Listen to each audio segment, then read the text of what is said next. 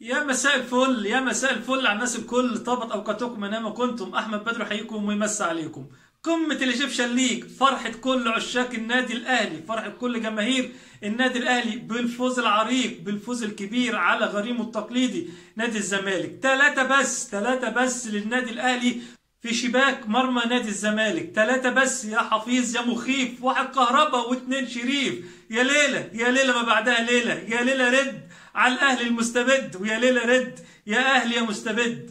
عاد للغابة اسدها. الاهلي رجع وبكل قوته وبكل جبروته. الاهلي اللي احنا مستنيينه من زمان، الاهلي اللي ضاع منه دوريين ورا بعض، لكن التالت قال لك خلاص بقى كده كفايه قوي. فرحنا حبايبنا ورضيناهم كده. كل 20 سنه نراضيهم بدوري ولا ب2 ولا نسيب لهم اي حاجه زي كتل عننا، مفيش مشكله. لكن ترجع تشوف هذه المباراه تقول خلاص الاهلي فاق والاهلي راجع والاهلي بيحضر للمفاجاه الكبرى. الاهلي كده بيحط حجر اساس للايجيبشن ليج في الجزيره، بيقول لهم خلاص الدوري ان شاء الله السنه دي معانا، وبيطمن كل جمهوره وبيعمل ماتش العمر امام نادي الزمالك ويتوم 3 مع الرأفة. الماتش ده لو كان فيه كمان دقايق، 5 دقايق كمان ولا حاجه، كان ممكن تشوف كمان فيهم هدفين ولا حاجه. مباراه الاثاره والقمه من جانب النادي الاهلي حقيقي. الزمالك ما حضرش المباراه، الزمالك غاب عنه التوفيق وغاب عنه الحظ في هذه المباراه، رغم ان عنده اوراق رابحه جدا، رغم ان عنده فرقه هايله جدا، رغم ان هو عنده عناصر من افضل العناصر الموجوده في مصر في الفتره الحاليه. لكن الاهلي بتاريخه وبجبروته وبقوته يعود في هذه المباراه ويطمن كل جمهوره، يدوم كده الراحه والاطمئنان على بطوله الدوري، ويقول لهم ما تقلقوش البطوله ان شاء الله خلاص في النادي الاهلي. فهي ليله بلون قميص النادي الاهلي، ليله حمراء، ليله كلها فرحه للجماهير النادي الاهلي وعشاق النادي الاهلي في كل مكان. وليكم يا ساده تفاصيل هذه المباراه، فلايك وسبسكرايب لو يعوذ بالله، يعني لو انت مش مشترك في القناه وفعل الجرس كده والتنبيهات علشان ما يفوتكش حاجه مننا. وتعالى معايا نحكي في تفاصيل المباراه ديت ونفرح كلنا بعوده الكبير كبير الايجيبشن ليج. فيلا بينا نبدا.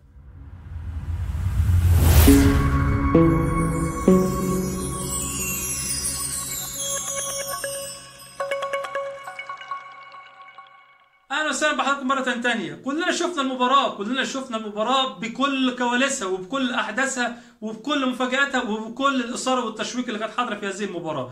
كلنا شفنا الشوط الاول، قلنا المباراه ديت خلاص، المباراه دي شكلها كده رايحه للتعادل والفرقتين مقفلين وكل واحد متحفظ على مفاتيح اللعب بتاعته، ويقول لك خلاص احنا ممكن نعدي الماتش دوت تعادل وبعد كده نشوف حالنا في الماتشات اللي جايه وكل واحد يخلص نفسه بنفسه. ده الشوط الاول وسيناريو الشوط الاول. الشوط كان ممل جدا للغايه، حتى الهجمات كانت فقيره في هذا الشوط. لكن تيجي تشوف الشوط الثاني، حلاوه ايه والشكت ايه ومتعه ايه من جانب النادي الاهلي. اتاري يا باشا كان سيرك بيتنصب ما بين الشوطين، كان سيرك بيتنصب من كولر يشوف كده اخرة بريرا ايه وظروفه ايه في الشوط الاول، وبعد كده تعالى نشوف مع بعض الشوط الثاني ومين اللي يكسب. الشوط الثاني شوط المدربين بالفعل، وكل الاوراق اللي هم راهنوا عليها اتت ثمارها. البروف فيريرا فقد احساس المباريات في الاونه الاخيره. فيريرا من عودته من البرتغال وتلقي نبأ وفاه ابنه زوجته وهو خارج نطاق الخدمه تماما. كل جماهير الزمالك تقول كده وكل لعيبه الزمالك بتاكد الكلام ده. لكن من الناحيه الثانيه كولر بينصب السيرك يا باشا وبيظبط حساباته وبيقفل دفاعاته وبيدي بقى كل التكتكس اللي هي ممكن تجني ثمارها في هذه المباراه. بتشوف لعيبه النادي الاهلي الشوط الثاني حاجه ثانيه. كهربا الفولت العالي حرق كل دم الزملكاويه، خلاهم كلهم بايتين متنكدين، خلى كل ايامهم ما يعلم بها الا ربنا. كهربا جالنا منين يا جماعه؟ ده كان خلاص المفروض عنده ايقاف وهو خلاص مش هيشوف الكرة تاني، ويفاجئ بتشوف كهربا بيلعب المباراة وبيحط الجول الاول علشان خاطر يحرق دم الزملكاويه اكتر واكتر.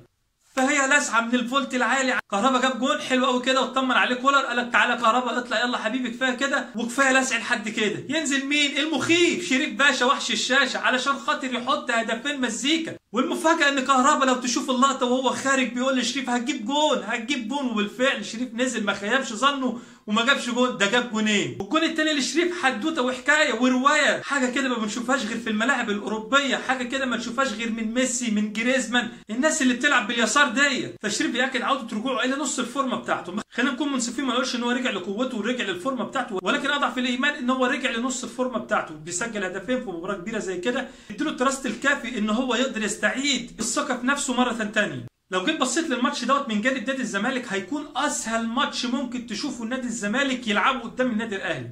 الاهلي داخل المباراه ديت وعنده عناصر كتيره غايبه سواء في الناحيه الدفاعيه او في خط الوسط، فهي كانت مباراه سهله جدا على الورق لنادي الزمالك ان هو يقدر ان هو يخطف ويكلفت النادي الاهلي في هذه المباراه بناء على الاصابات والتوقفات اللي انتابت النادي الاهلي في الفتره الاخيره. لكن الزمالك ما قدرش ان هو يستغل ده، الزمالك نزل المباراه تايه، مش موجود في الملعب. الشوط الثاني بالاخص الكيرف بتاعه كان في النازل وما كانش عنده اي جهود على المرمى تقدر ان ممكن يرجع في هذه المباراه. كمان الاهلي ما كانش عنده بدائل كافيه، ما كانش عنده بدائل اللي هي تقدر تعوض الغيابات واللاعيبه الاساسيه، فبناء عليه تم الدفع باثنين لسه جايين واول مباراه ليهم تكون مع النادي الاهلي ويكون قدام نادي الزمالك، فهي مباراه كبيره جدا بالنسبه لهم واختبار حقيقي بكل المقاييس لهذه اللعيبه. طبعا الحديث على واحد زي خالد عبد الفتاح لسه وافد جديد للنادي الاهلي واول مباراه يحط رجله فيها في الملعب تكون قدام نادي الزمالك، لا كبيره، مباراه كبيره بكل المقاييس، والولد ادى كل المطلوب منه وعمل مباراه كبيره جدا وكان ظاهر في هذه المباراه بشكل كبير جدا تقدر تعتمد عليه في مباريات ثانيه، خصوصا ان الولد دوت تقدر تقول عليه جوكر، حاجه كده من ريحه احمد فتحي اللي انت تقدر تجيبه يمين يلعب معاك باك يمين، تجيبه في خط الظهر مدافع شغال،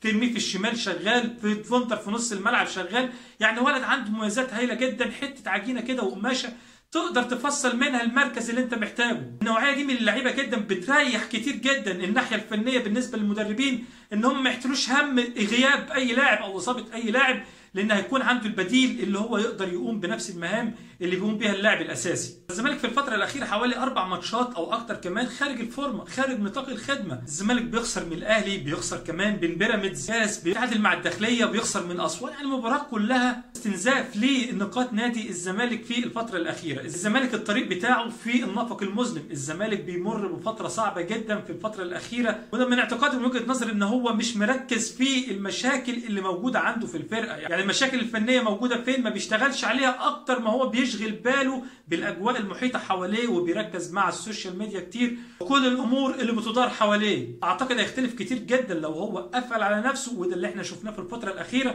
لما لم الفرقه واحتواها قدرت الفرقه انها تجني ثمارها وتجيب 2 دوري. فعلى كتيبه الفن والهندسه نادي الزمالك ان هو يلملم اوراقه ويبص في ورقته زي ما بيقولوا بالمعنى العام كده، ويركز في المباريات اللي جايه علشان خاطر يخلي فيه منافسه قويه جدا في بطوله الدوري. الزمالك بعد هذه المباراه بيحتل المركز الرابع، طبعا خارج نطاق الخدمه.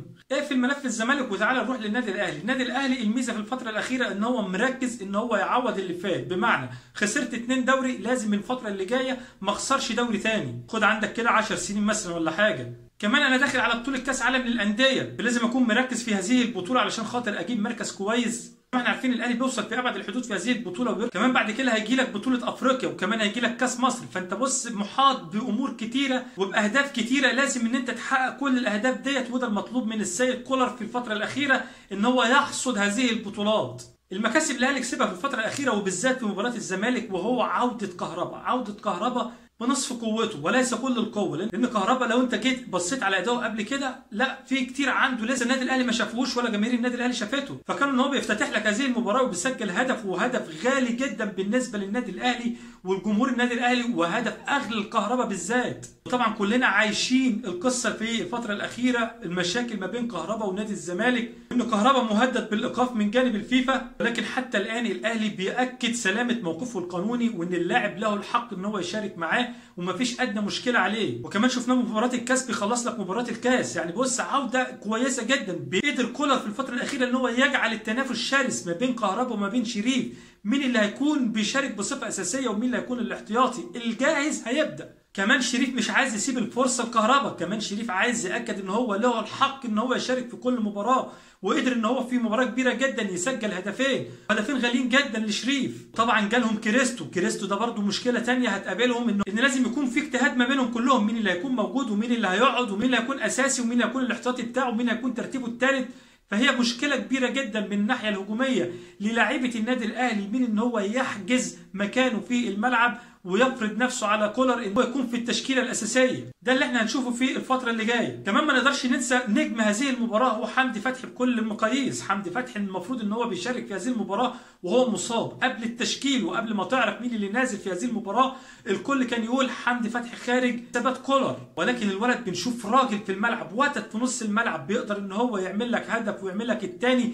الاسيست اللي عمله الكهرباء حكايه وحدوته ثانيه، استلام ايه على الصدر والتوجيه ايه بالراس، حاجه في منتهى الروعه ما تدلش غير ان هو يكون لاعب محترف اوروبي. وكذلك برضو الكره الثانيه كان مساهم فيها في هدف لشريف. وكمان ما تقدرش تنسى جهود خالد عبد الفتاح الولد الممتاز جدا الموهوب اللي هيكون له شأن كبير جدا لو استمر اداؤه بهذا الشكل. ولد هيقدر يفرض نفسه على كولر وعلى كل اللعيبه الموجوده معاه في الفرقه. خلينا نشوف الايام اللي جايه هيكون فيها ايه، وهنشوف حسابات كولر هيكون شكلها ايه، ومين اللي هيروح كاس العالم للانديه في المغرب، ومين هيكون له الحظ انه يشارك، ومين اللي هيكون خارج حسابات كولر. لكن في النهايه الكل يلعب لصالح الكيان، لصالح النادي الاهلي. التوفيق للنادي الاهلي في كاس العالم للانديه، وكذلك في الدوري، وكذلك في كاس مصر. كل التوفيق كمان لكل انديه الدوري المصري. كان اللي يكون لك اكتر من فرقه في الدوري بتنافس على لقب الدوري، فهو يجعل الدوري مشتعل جدا، والمستفاد الاول والاخير هو المشاهد. فيلا نتمناها إثارة ممتعة جدا لكل جماهير الإيجيبشن ليج. بكده أكون اديتك تفاصيل سريعة عن هذه المباراة وقطايف وخطائف كده، فما تنسانيش في اللايك والسبسكرايب وتفعل الجرس والتنبيهات، واجهز لحلقاتنا اللي جاية. في النهاية لا يسعني إلا شكر حضراتكم، طابت أوقاتكم ودمتم في أمان الله ورعايته.